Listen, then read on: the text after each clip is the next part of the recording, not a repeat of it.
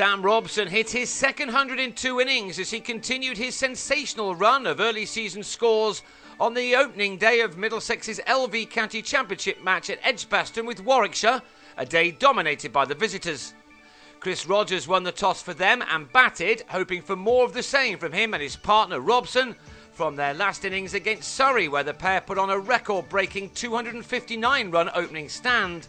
They started well again, especially Robson, who's hardly failed to shine every time he's gone to the middle this summer.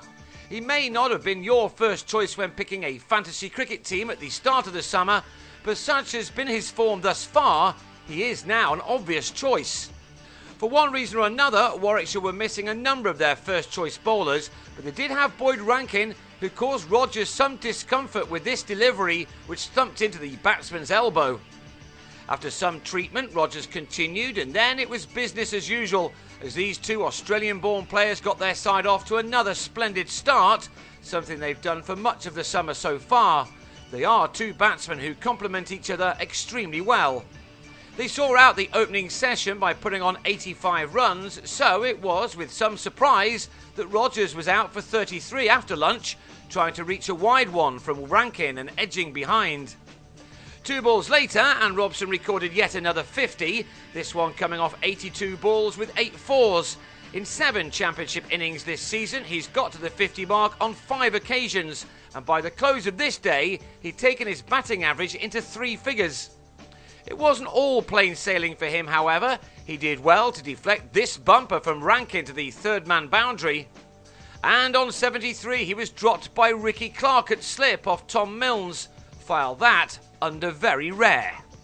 But for the most part, Robson again looked in fine touch. He is speedily becoming a man of whom a lot is expected, and if he continues along this merry road, then the pressure on him will certainly increase. For now, the 23-year-old from Sydney, who said that he now considers himself a Londoner and has mentioned a desire to one day play for England and not for the country of his birth, looks as if he simply loves batting, and it's something he's become rather good at. With Clarke bowling only a handful of overs following a recent injury which saw him miss Warwickshire's last game, and with no Chris Wright, Chris Wokes and Keith Barker because of England Lions duty and long-term injuries, batting was an easier prospect than it sometimes is against the current LV County champions, and Joe Denley was going along nicely and taking the total to 180. Robson, though, was the man to turn heads again as he approached his second 100 in a row. He made 129 in that massive partnership against Surrey, and now he added another ton to that. Once again, it was a largely untroubled innings from Robson, save that drop at slip, and he, for the most part, had made the difficult art of batting, for those who've tried it, look rather simple.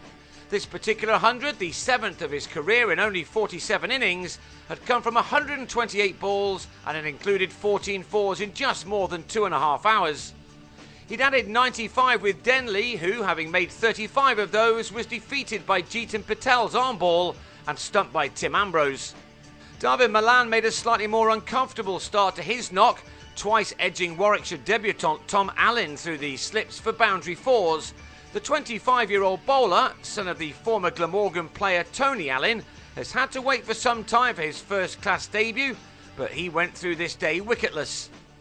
Robson, on the other hand, went on and on, picking out his scoring shots perfectly and timing the ball superbly. As good as his knock was against Surrey last week, one which helped his side save a game from a position of peril, this one was becoming an even better one. Milan too was starting to find his range as another 50-plus partnership was developed. It eventually added 62 more runs to take Middlesex's total up to 242. But like Denley and Rogers before him, Milan was out in the 30s. On 37 from only 36 balls, he was given out leg before to a ball from Patel which straightened. After a bright and sunny start to the day, the weather was by now beginning to turn, and the lights were on for Neil Dexter, who took advantage of the home side, allowing Jonathan Trott to get through 13 overs of his medium-pace swingers. He was still bowling when the darkness turned to rain to take the players off with 23 overs lost. What a day it was again for Robson.